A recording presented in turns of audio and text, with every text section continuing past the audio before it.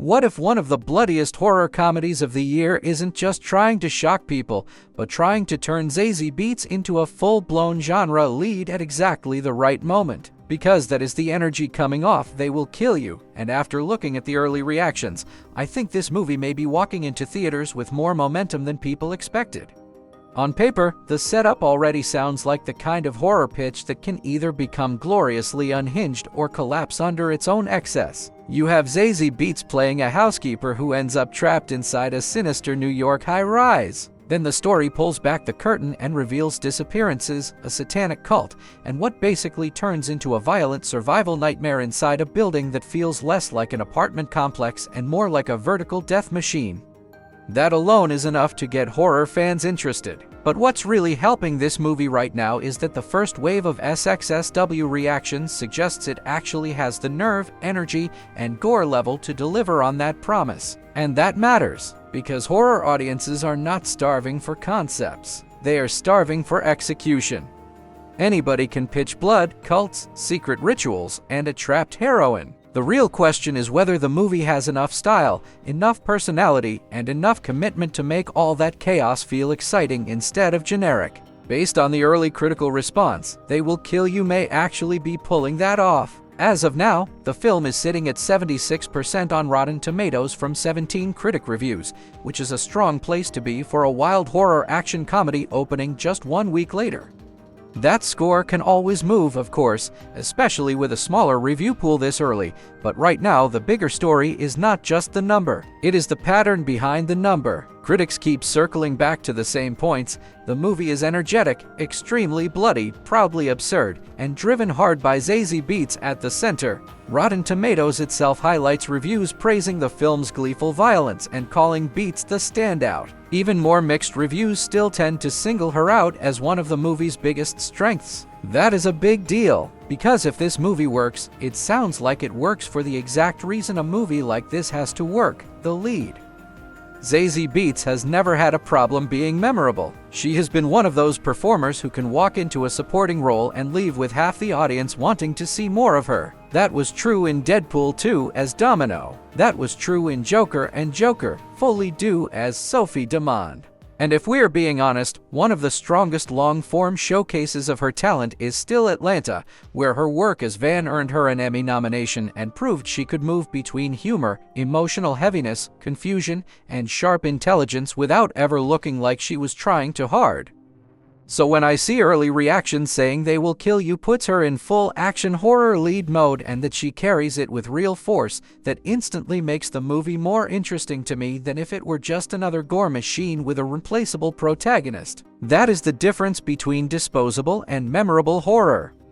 And the movie definitely seems to know what kind of lane it wants to live in. The official synopsis frames it as a blood-soaked, high-octane horror action comedy about a young woman trying to survive one night at the Virgil, a demonic cult's twisted death trap lair. That wording tells you a lot. This is not selling itself as elevated horror, psychological restraint, or slow burn dread. This thing wants movement. It wants kills. It wants dark humor. It wants to be loud, vicious, and cult-ready. And honestly, I respect that. Not every horror movie needs to whisper. Some of them need to throw an axe through a door and grin while doing it. What also helps They Will Kill You right now is the comparison game. A lot of the early conversation has pushed it towards Sam Raimi territory, especially Evil Dead-style excess, and that is one of the most useful comparisons a horror comedy can get if it actually earns it. Some reviews even describe the movie as feeling like if Sam Raimi remade Kill Bill inside a grindhouse frame. That does not automatically mean the movie reaches those heights, but it absolutely tells me what kind of experience people are having with it: frantic, nasty, over-the-top, comic book violent, and unashamed of its own bad taste. That kind of tone is risky. If the energy dips, the whole thing can become exhausting. If the violence becomes repetitive without invention, audiences start checking out. If the jokes do not land, then all you have left is noise.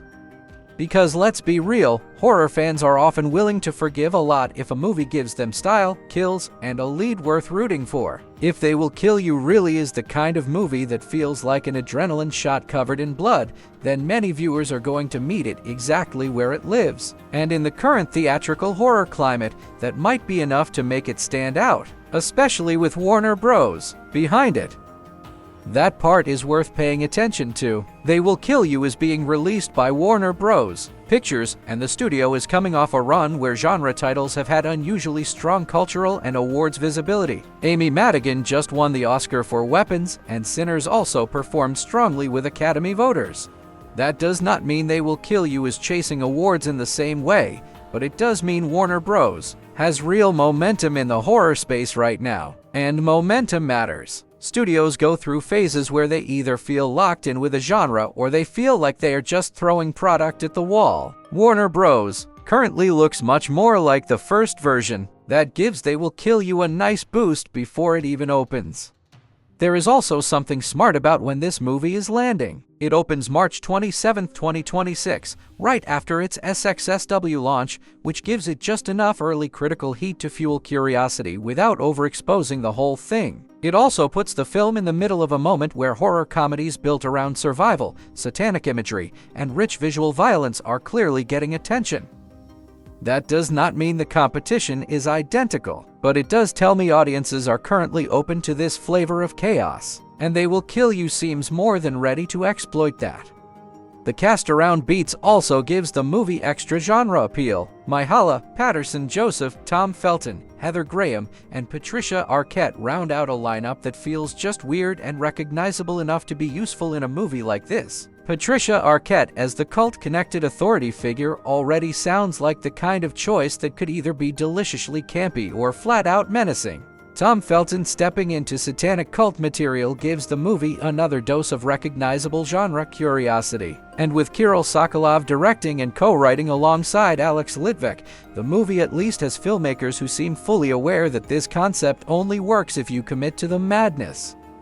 That may be the best sign of all. Commitment. You cannot make a movie called They Will Kill You and then play scared. You cannot promise cults, blood, and a death trap skyscraper and then deliver something polite. You either go for it or you embarrass yourself. And based on the first reactions, this one sounds like it goes for it.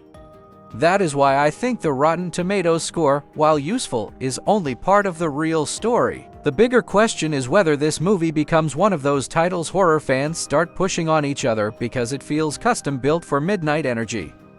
And if Zazie Beetz really does dominate the movie the way early reactions suggest, then They Will Kill You may end up doing something even more valuable than just delivering a good time. It may finally hand her the kind of lead horror action showcase that makes studios look at her differently going forward. That is the angle I keep coming back to.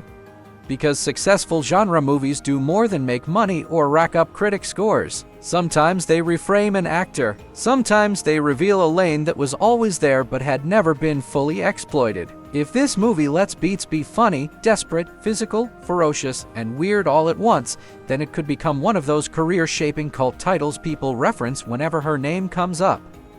So yes, the blood matters. The satanic cult hook matters. The Raimi-style comparisons matter. The Rotten Tomatoes score matters. But the biggest reason to watch They Will Kill You may be much simpler. It looks like Zazie Beetz finally got handed the wheel in a movie wild enough to let her floor it. And if that is true, March 27th could get very messy in the best possible way.